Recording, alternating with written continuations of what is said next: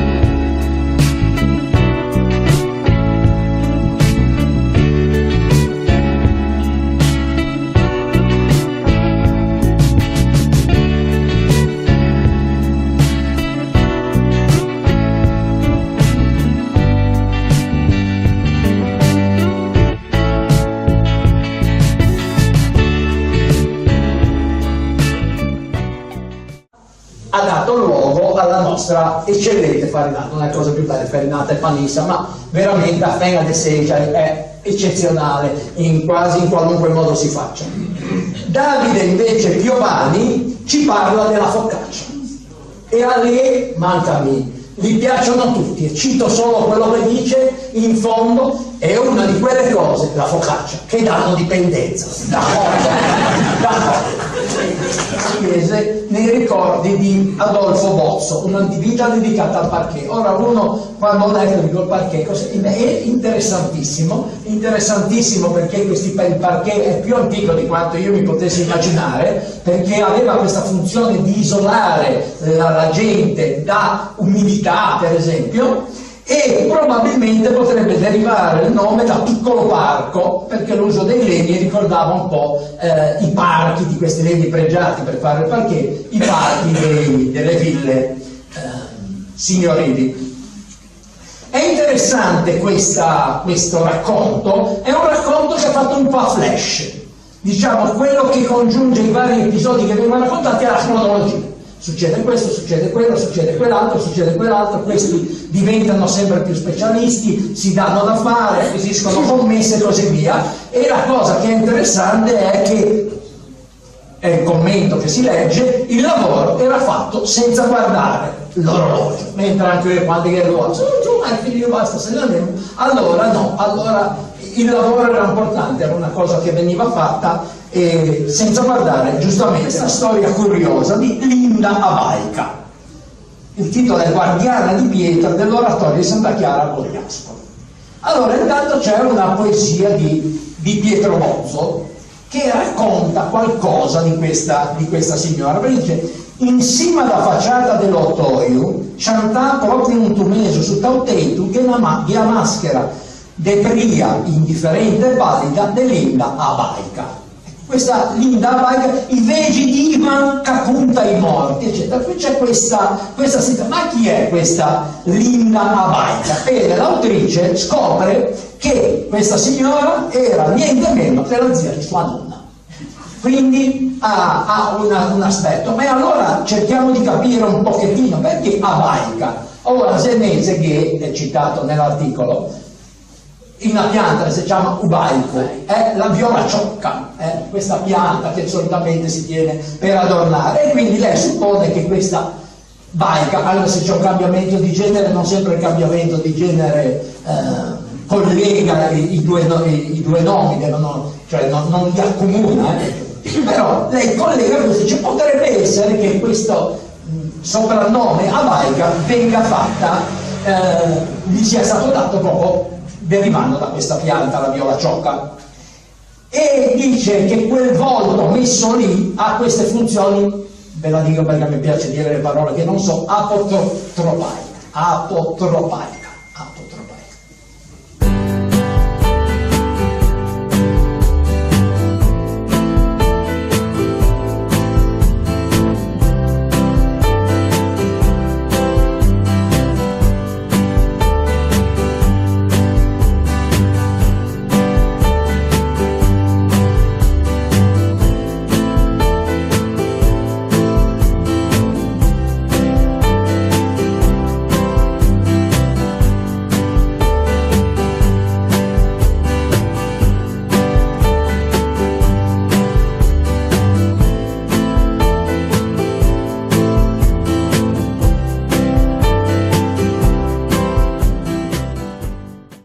Contributi che i pievesi migrati in Cile hanno in qualche modo dato.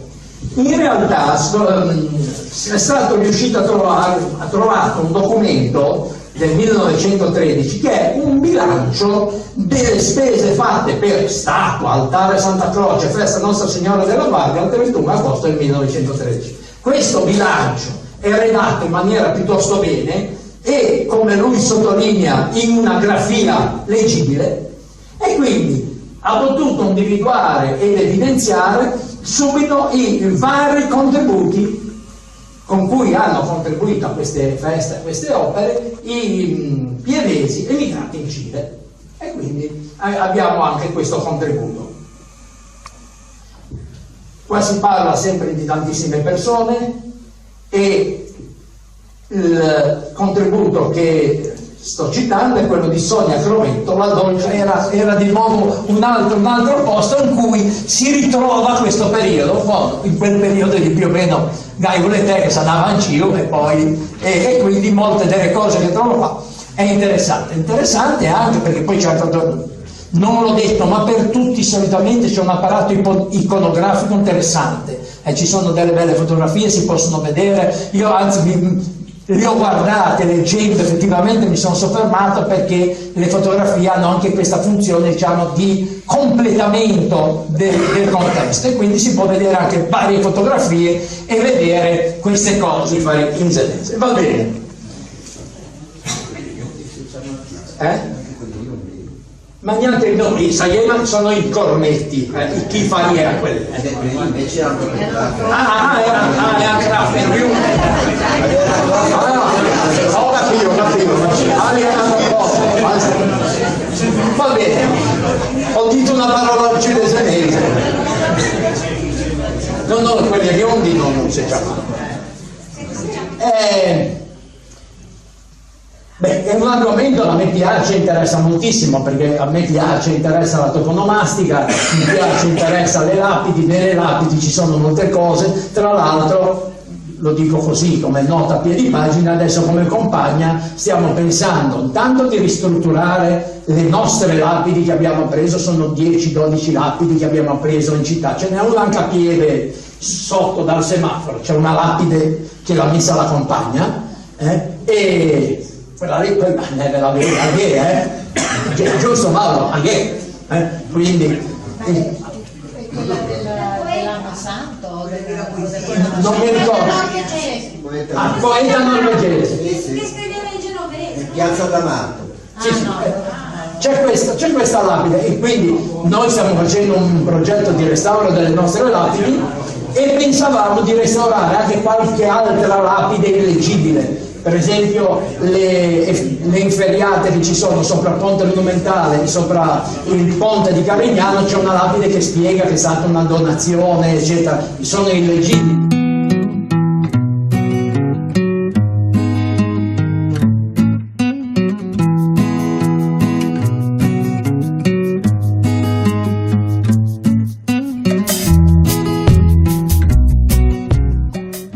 Amico dei Savoia è stato arcivescovo ma non cardinale, quindi non è detto che sempre, diciamo, c'è il problema di cosa siano le sedi cardinalizie. Io credevo che Genova fosse sede cardinalizia, in realtà c'è la consuetudine, però non c'è l'obbligo, e questo è così. Lui ha fatto tutta la sua attività da arcivescovo durante il pontificato di Pio IX. Voi sapete che Pio IX ha scomunicato, ha fatto tutto dopo la presa di Porta Pia, perché io se era giovane, eccetera, ci sono voluti i patti lateranensi praticamente anni e anni dopo per sistemare la cosa. Ecco, si dice che proprio per queste sue, diciamo, accondiscendenze nei confronti di Casa Savoia non sia stato nominato cardinale. Quindi questa è una cosa curiosa. L'altra è questa targa che mi è piaciuta, 1786, e dice: prima di fare e di dire, pensa a quello che può seguire. Cioè, questo non lo è una lapide che dà un precetto morale. Bene, il comune di Genova fa uguale. Su quei manifesti stradali, cartelli stradali, io non so se è lo scopo, io credevo che i cartelli stradali, quelli luminosi, fossero lo scopo di indicare stai attento perché lì c'è traffico, per la strada è chiusa. No, il comune quando non sa cosa scrive ci scrive: comprare merce falsa favorisce l'illegalità. Io non lo so, non so se è compito del comune dare queste disposizioni di poetico o mettiamola così. Però già vedo che nel 1786 qualcheduno dà la falche, stammi attento quando ti parli e non dite no. Al quale io mi unisco a quello che ha detto Pierluigi Gardella. Conoscevo anch'io, come conosco molti di voi, proprio anche per il suo lavoro che ha sempre fatto qua. Lui si è inventato questo articolo che ha chiamato la via del commercio a Sori. Comincia dicendo: colui che arrivando a Sori cercasse l'indicazione stradale per via del commercio resterebbe deluso. Non c'è via del commercio. Via del commercio è una via immaginaria fatta di 4 strade dove però c'è stato un commercio e anche attività di tipo industriale fiorente. E lui dice esattamente come la via del sale: non c'è la via del sale. A Genova ce l'abbiamo, un Carugio da Sa c'è, però non c'è la via del sale che va di qua nell'entroterra. Tutte queste vie che portavano in realtà nell'entroterra avevano delle denominazioni, perché magari la chiamavano la via del sale c'è tantissime, ma non era denominazione toponime del purgatorio. La colonna è la colonna dove Cristo è stato flagellato. E di questi quadri ce ne sono 2. Ce n'è uno presso la confraternita di Sant'Erasmo e Nostra Signora della Colonna di Capolungo, quindi semmai ma siamo praticamente a Bugiasco. E l'altro invece sempre la confraternita della Colonna per le anime del Purgatorio al Carmine di Genova, mentre l'altra era nella l'ho detto, Sant'Erasmo e Nostra Signora della Colonna, che adesso si chiama Nostra Signora della Mercede. Quindi ci sono questi 2 quadri. Uno dice: ci sono questi 2 quadri, sì, ma questi 2 quadri qui sono 2 quadri molto simili e non si sa bene perché ci siano, perché sono simili, se uno è una copia dell'altro. Ci sono delle distinzioni. In quale modo questi quadri sono riusciti ad arrivare, per esempio, alla confraternita, eccetera, tenendo anche presente che questo tipo di culto, questo culto diciamo della colonna, è una, scrive l'autrice, una forma di venerazione elitaria e praticamente unica, non solo a livello regionale. Quindi una cosa che è singolare già di per sé, la venerazione della colonna, avere addirittura 2 quadri simili in posti diversi, ecco, e lei fa tutta un'analisi che è interessante leggere, perché fa anche alcune ipotesi sul perché le cose per questo suo piacevolissimo intervento. A nome del Centro Studi avremo lasciato un ricordo della nostra terra, è un ricordo gastronomico della ditta Novella di Sori, Gay Pansotti, Gay Ravio, Gay Forti, e diciamo la produzione della nostra terra. Con l'occasione per evidenziare il pasticcio Novella per la collaborazione. Se volete accomodarvi all'ingresso c'è un piccolo rinfresco offerto dal Comune di Pieve. Ho dimenticato di ringraziare all'inizio, vedo che è già dato via, il parroco di Pieve, Don Enrico, per la disponibilità della sala.